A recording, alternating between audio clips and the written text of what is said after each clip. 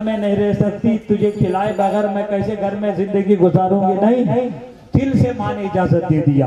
غوث اعظم رضی اللہ تعالیٰ عنہ کو سنا ہے آپ نے 40 دینار ان کے جیب میں سی دیا، کہا کہ بیٹا جھوٹ نہیں بولنا، کہا کہ امی جان اور نصیحت کرو، کہا کہ بیٹا جاؤ زندگی کے کسی موڑ پہ جھوٹ نہیں بولنا، جاؤ بیٹا، کہا کہ نہیں امی جان آپ میرے سر پر ہاتھ رکھو اور مجھے دعائیں دو۔ ماں نے بیٹے کے سر سے ہاتھ رکھا اور بیٹے کا منہ ماں کے قدموں کو چوم رہا ہے، بیٹے کا لب ماں کے قدموں کو چوم رہا ہے۔ غوث اعظم ماں کے قدموں کو چوم رہے ہیں تاکہ ماں مجھے دعائیں دو، ماں مجھے دعائیں دو، تمہاری دعائیں لے کر جاؤں گا۔ ماں کا ہاتھ بیٹے کے سر پر، غوث اعظم کے سر پر ہے، ماں کے منہ سے بیٹے کے لیے دعائیں نکل رہی ہیں، بیٹے کے لیے دعائیں نکل رہی ہیں۔ بیٹا نے کہا امی جان میں تیرے قدموں کو نہیں جنت سے اعلیٰ چیز چوم رہا ہوں، ماں میں تیرے قدموں کو نہیں جنت سے اعلیٰ چیز چوم رہا ہوں۔ اللہ اللہ، ماں کے قدموں کو غوث اعظم چومے جا رہے ہیں، ماں دعائیں دیتی جا رہی ہیں، دعائیں دیتی جا رہی ہیں، اور کہے بیٹا زندگی کے کسی موڑ پر تو جھوٹ نہیں بولنا۔ بیٹا نے عہد کیا ماں میں تیری کبھی نافرمانی نہ کروں گا، نہ رب کی نافرمانی کروں گا، نہ ماں میں تیری نافرمانی کروں گا۔ یہ عزم لے کر تیرا بیٹا جیلان سے بغداد کی طرف جا رہا ہے اور یہ عزم باندھا، یہ حوصلہ باندھا، ماں میں کبھی جھوٹ نہیں بولوں گا، ماں میں کبھی تیری نافرمانی نہ کروں گا، ماں بس تمہاری دعائیں میرے ساتھ ہوں گی تو میں زندگی کے ہر موڑ پر کامیاب رہوں گا، ماں تمہاری دعائیں میرے ساتھ رہیں گی تو زندگی کے ہر موڑ پر کامیاب رہوں گا۔ یہ کہہ کر ماں کے قدموں کو چومتے ہوئے، ماں کی دعائیں لیتے ہوئے آپ اپنے والوں سے مل جاتے ہیں۔ ماں نے اللہ کی بارگاہ میں دعا کی، اے مولا میرے بیٹے کو عزت عطا فرما، میرے بیٹے کی حفاظت فرما، یہ تیرے دین کے لیے میں اسے آزاد کر رہی ہوں، تیرے دین کے لیے چھوڑ رہی ہوں۔ ماں دعائیں کر رہی ہے، بیٹا ماں کی دعائیں لے کے قافلے والوں کے ساتھ مل جاتا ہے۔ پیران پیر قافلے والوں کے ساتھ مل گئے، ان قافلے والوں کے ساتھ مال تھا، دولت تھی، تجارت کا سامان تھا۔ یہ قافلہ کرما اس زمانے کا سفر تھا، اس زمانے کا سفر نہیں کہ ابھی یہاں بیٹھے تو دلی میں اتر گئے، ابھی یہاں بیٹھے تو ایک دن میں کلکتہ پہنچ گئے۔ اس زمانے کا سفر تھا کہ سارا راستہ کانٹے ہوتے تھے، پتھر ہوتے تھے، درندے ہوتے تھے، جانور ہوتے تھے، جو ڈاکو ہوتے تھے راستے میں، یہ ساری منزلیں طے کر کے جانا پڑتا تھا۔ عزیزان ملت اسلامیہ، تو یہ قافلہ جیلان سے بغداد کے لیے کھڑے جنگلوں میں پتھروں میں چوروں ڈاکوؤں کے لوٹیروں کے اڈے کے ہوتے ہوئے بغداد جانا تھا، بغداد جانا تھا۔ جب بیچ میں پہنچے، ایک گھنے جنگل کے بیچ میں ایک ڈاکو، مشہور ڈاکو کا قافلہ وہاں رہتا تھا۔ وہ سارے ڈاکوؤں نے آ کر غوث اعظم کے قافلے پر حملہ بول دیا، سب کا مال لوٹا، مارا پیٹا، مال چھینا اور پورا مال لوٹ لیا۔ آپ کو سب معلوم ہے کہ سارا مال ڈاکو کا سردار جنگل کے ایک کونے میں اپنے اڈے میں چھپا تھا، اس کے پاس پورا مال حاضر کر دیا۔ پھر آپ سن چکے ہیں کہ پیران پیر کے بارے میں کہا اس بچے کے پاس بھی 40 دینار ہیں۔ پیران پیر کو لانے کے لیے ڈاکو کے سردار نے کہا اچھا بھیجو اس بچے کو بھی، اس کے پاس کیا ہے، اس بچے کو بھی لے کر آؤ، اس بچے کے پاس کیا ہے۔ عزیزان ملت اسلامیہ، چند ڈاکو گئے، حضرت غوث اعظم اپنے ساتھیوں کو دعائیں دے رہے تھے، اپنے ساتھیوں کو جن کا مال لوٹا گیا تھا، جن کو مار لگی تھی، جو زخمی ہو گئے تھے، اپنے ساتھیوں کے لیے دعائیں کر رہے تھے رب کی بارگاہ میں۔ ہمت نہ ہارو، اللہ ہمارے ساتھ ہے، ان اللہ مع الصابرین، صبر کرو، اللہ صابرین کے ساتھ ہے۔ غوث اعظم اپنے ساتھیوں کے آنسو پوچھ رہے تھے، اپنے ساتھیوں کے لیے دعائیں کر رہے تھے، پریشان نہ ہو، عزت دینے والا ہمارا خدا ہے۔ ادھر سے چند ڈاکو آئے، آنے کے بعد حضرت غوث اعظم سے کہا اے بابو چلو، ہمیں ہمارے سردار نے بلایا ہے، اگر آج ہم ہوتے تو ڈر جاتے، مگر غوث اعظم کے چہرے پہ کوئی ڈر نہیں تھا، حضرت غوث اعظم کے دل میں کوئی خوف نہیں تھا۔ نڈر ہو کر ڈاکوؤں کے بیچ میں جا رہے تھے۔ ہم پوچھ سکتے ہیں یہ غوث اعظم ڈاکوؤں سے کیوں نہیں ڈرتے تھے، یہ غوث اعظم کے دل میں ڈاکوؤں کا کیوں خوف نہیں تھا؟ تو قرآن پکارے گا الا ان اولیاء اللہ لا خوف علیہم ولا هم يحزنون، ارے جن کے دل میں خدا کا خوف ہوتا ہے وہ کسی سے نہیں ڈرتا۔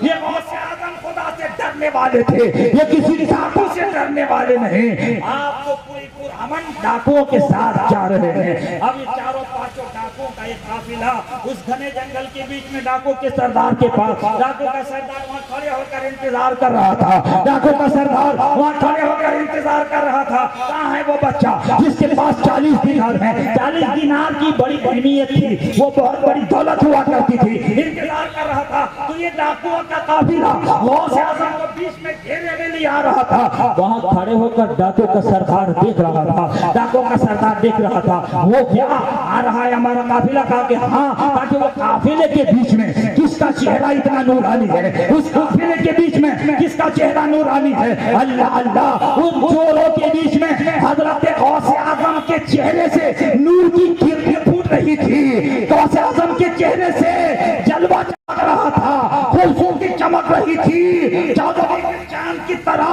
غوث اعظم کا چہرہ چمک رہا تھا. ڈاکو کا سردار دیکھ کر حیران ہو گیا. وہی بچہ جن کے پاس 40 دینار ہے, حضرت غوث اعظم کے نورانی چہرے کو دیکھ کر ڈاکو ہکا بکا ہو گیا, ڈر گیا تاکہ آپ اس بچے کو نہیں لوٹیں گے. غوث اعظم کو دیکھ کر ڈاکو دل ہی دل میں تائب ہو جاتا ہے, دل میں سیلنڈر ہو جاتا ہے. اب میں پوچھنا چاہتا ہوں, اے پیرانے پیر, آپ کے چہرے کو اتنی نورانیت کہاں سے ملی تھی جس نورانیت کے وجہ سے ڈاکو دل ہی دل میں تائب ہو جاتا ہے؟ بریلی کا امام احمد رضا پکار کر کہے گا تیری نسل پاک میں ہے بچہ بچہ نور کا, تو ہے عین نور, تیرا سب گھرانہ نور کا. تو ہے عین نور, تیرا سب گھرانہ نور کا. جب غوث اعظم قریب آئے, ڈاکو نے خالی پوچھا بابو تیرے پاس کیا ہے؟ غوث اعظم نے صدری کی جیب پاڑی, یہ ہے. کہا کہ یہ تم جھوٹ بولتے بھی تو ہم یقین نہیں کرتے, مال چھپا لے سکتے تھے مگر سچ بول دیا کیوں؟ کہا کہ چلتے چلتے میں نے ماں سے وعدہ کیا تھا, اسی لیے ماں کے وعدے کو پورا کرنا تھا. اس دولت کی ہمارے پاس کوئی حیثیت نہیں, اس دولت کی ہمارے پاس کوئی حیثیت نہیں. تو ڈاکو کا سردار کیا بولا تھا آپ کو معلوم نا؟ ڈاکو کا سردار بولا ہائے اب تک ہم غلطی پر تھے, ہائے اب تک ہم گناہوں پر تھے, آج تک ہم کو معلوم نہیں ہوا, ہدایت نہیں ملی. تم اپنے ماں کے وعدے کی خاطر اتنی دولت قربان کر رہے ہو, ماں کے وعدے کی خاطر تمہارے دل میں کوئی خوف نہیں, کوئی ڈر نہیں. آج تک جتنے قافلے والوں کو ہم نے لوٹا, کسی نے ہمارا ہاتھ پکڑا, کسی نے پاؤں پکڑا, کسی نے معافی کی مانگی, مگر ہم نے کسی کو معاف نہ کیا. مگر ہم نے تم کو دیکھا, تم بے خوف ہو, بے خطر ہو, کوئی دل میں خوف نہیں ہے مگر چہرے میں نورانیت ہے. ماں کی باتیں کی پا کے خاطر تمہارے دل کو اتنا اطمینان ہے.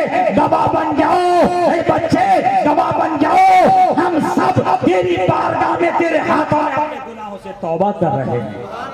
تمام ڈاکوؤں نے توبہ کیا, ڈاکو کے ساتھیوں نے توبہ کیا. اللہ اللہ, آج ہم اور آپ عالم خیال میں پوچھیں گے اے عبدالقادر جیلانی, اے پیران پیر, اے عبدالقادر جیلانی, اے پیران پیر, وہ تو ڈاکو تھے, لوٹنے والے تھے. اے پیران پیر, آپ کے اندر اتنا کمال کہاں سے پیدا ہو گیا کہ آپ کو دیکھ کر 40 ڈاکو دیندار بن گئے؟ آپ کو دیکھ کر 40 ڈاکو دیندار ہی نہیں بنے بلکہ توبہ کیے. توبہ کرنے کے بعد ان سے معافی مانگی, جن کو مارا تھا ساتھیوں کو ان سے معافی مانگی, جو مال لوٹا تھا وہ لوٹا ہوا مال واپس کیا, اور واپس ہی نہیں کیا بلکہ ساتھ دے کر محتاج تک ان لوگوں کو باعزت پہنچا بھی دیا.